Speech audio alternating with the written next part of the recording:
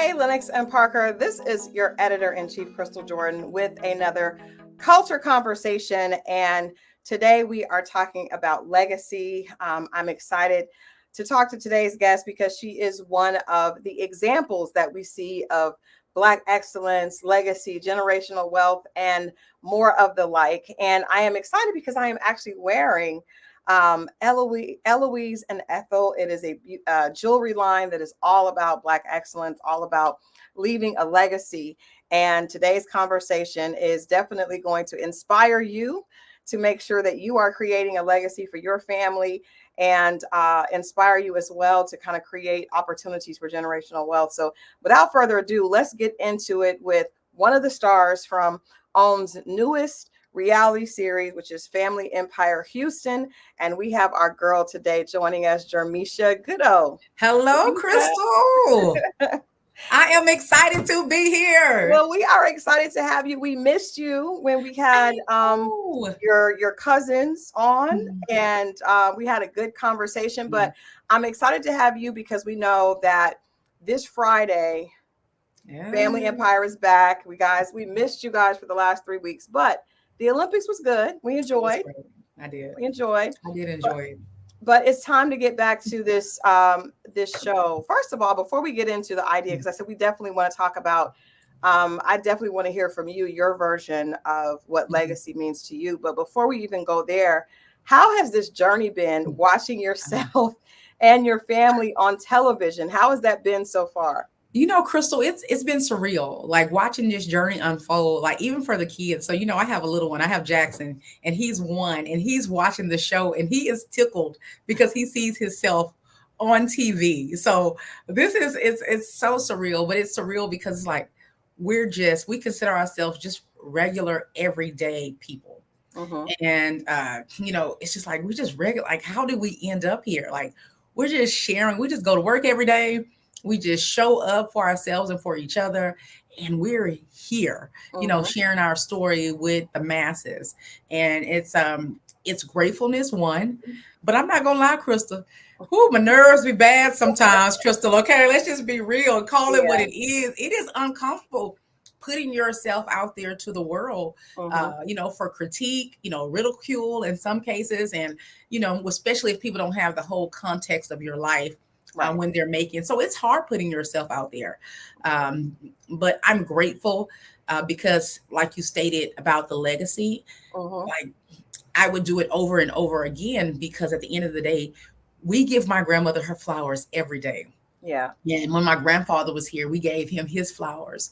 And now we are able to say, hey, we are wanting the world to give you these flowers, and while you're still here to receive them. So, man, at the end of the day, if I don't care what they say about me on this, I don't care what comes up. The fact that my grandparents get to be honored with their legacy, it means the world to me.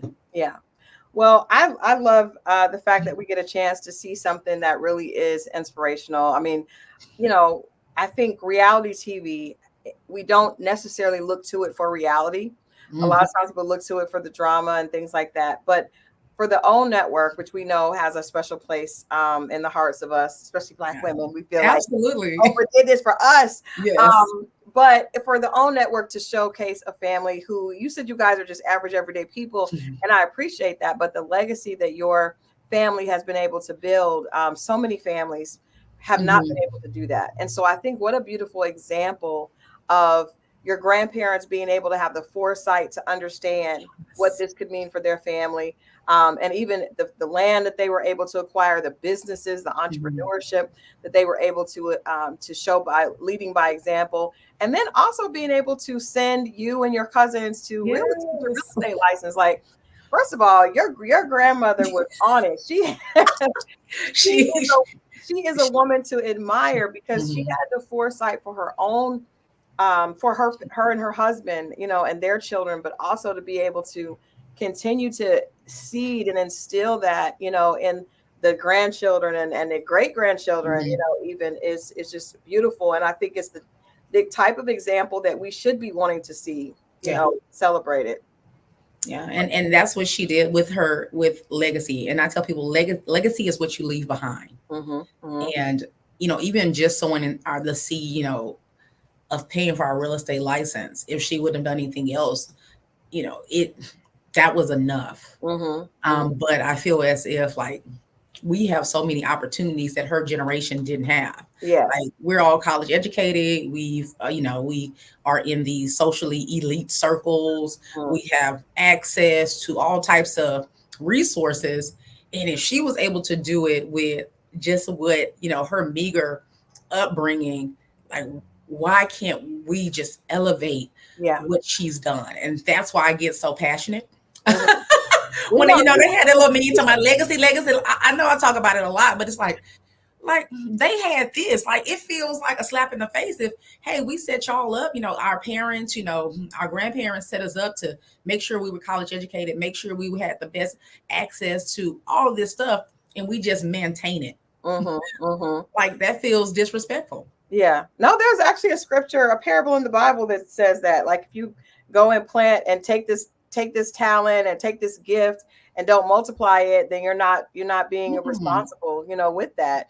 Yeah. So I definitely get that. But I'm sure, your position here among the cousins is the one that wants to elevate and wants to make sure that you guys are making, basically exponentially growing that the possibilities in the financial perspective. So I want to ask you, how do you define, because there's the term legacy and then also generational wealth that to me are represented on this show, but how much of that to you is focused solely on the financial part of it? Because I think we see you as the one that's coming in there like, well, we can make this amount of money, and you seem very focused on that. But I want to know, like, if you could split the pie up for legacy, how much of that would be focused solely on the financial aspect of it? So leading financially is because I know my family.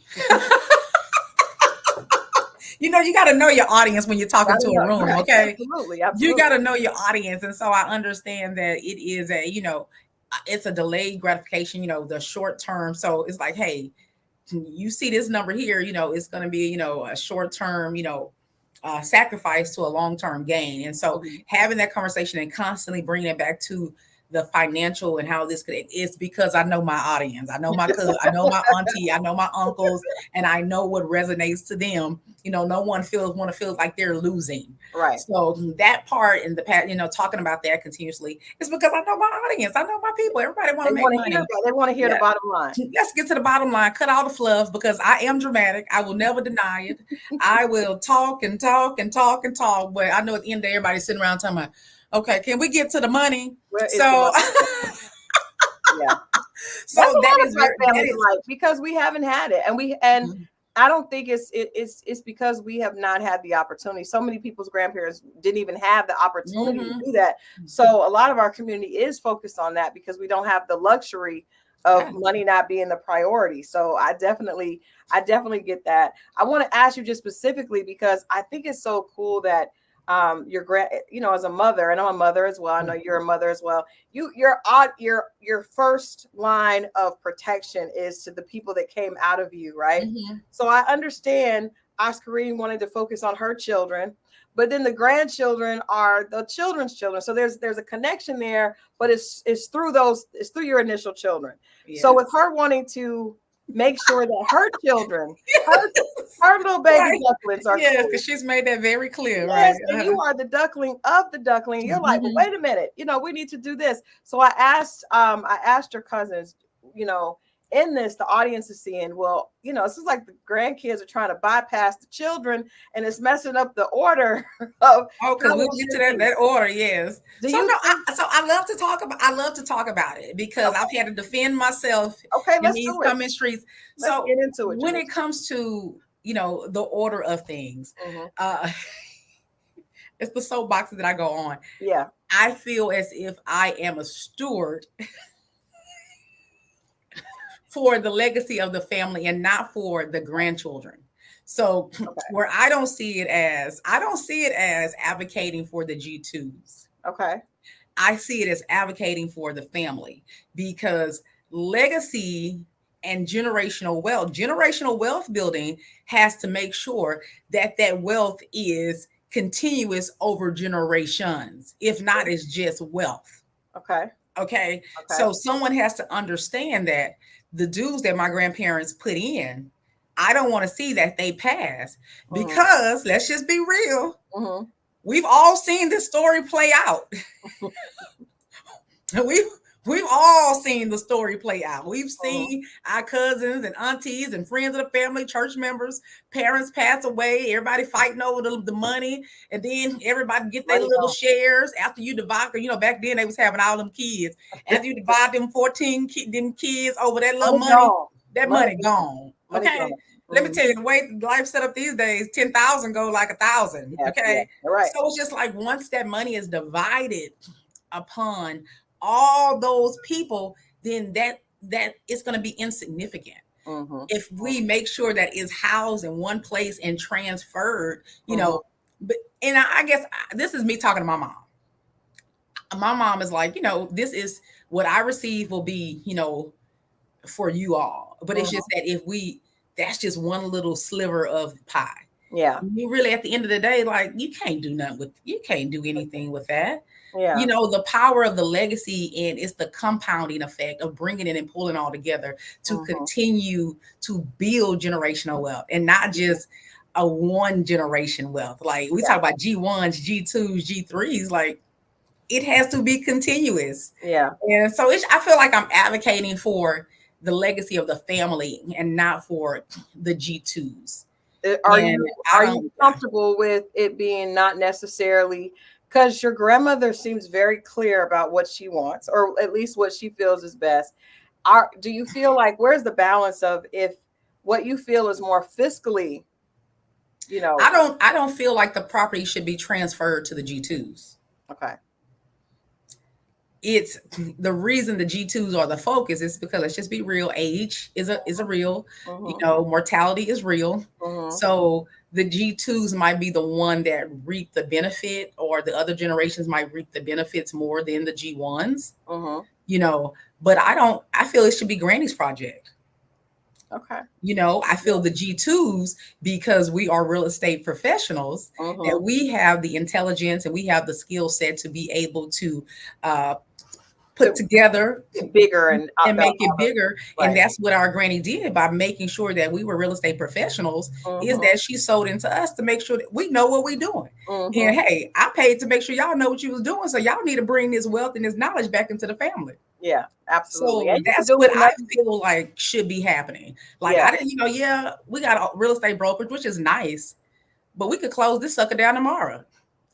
Well, the beautiful thing is, you guys, like you said, you have the knowledge. She made sure that you have the knowledge. So even if you don't get that piece of property that is the point of contention, you could find another piece of property, and you guys could use your amazing skill set So to. it's the continuity. Okay. So we've talked about that before. I could probably get a better deal on another property. Mm-hmm. Okay.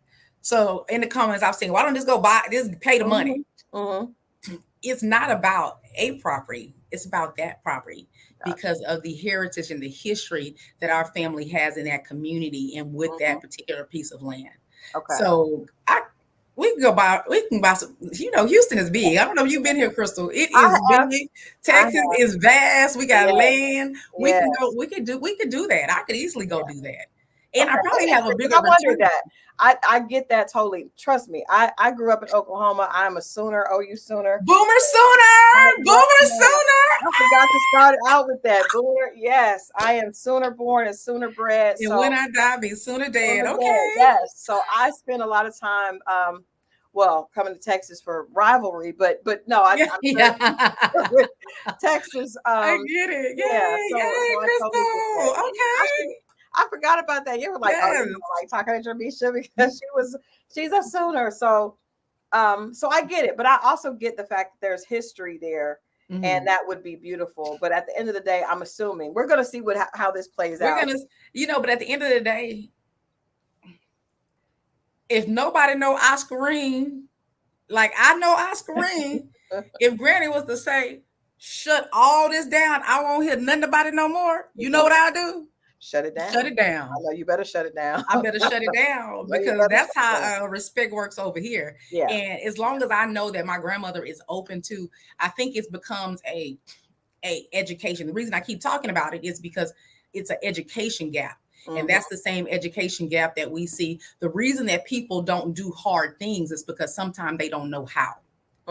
So if you educate people and let people know that, hey, this is how we can do this, then it becomes more feasible and it doesn't seem as scary or as intimidating. But if they don't know, it seems like so like, oh, wow. Yeah.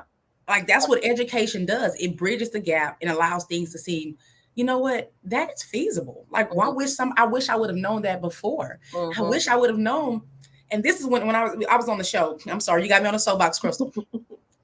When my grandmother, and this, I had to have this epiphany on the show. And I think they might have cut the scene out, but I don't know. My grandmother did not understand because of how, they purchased their properties in cash back in the day. Right. They didn't even understand that you can use they didn't understand how to use lending. Oh, wow. As collateral and leverage to purchase.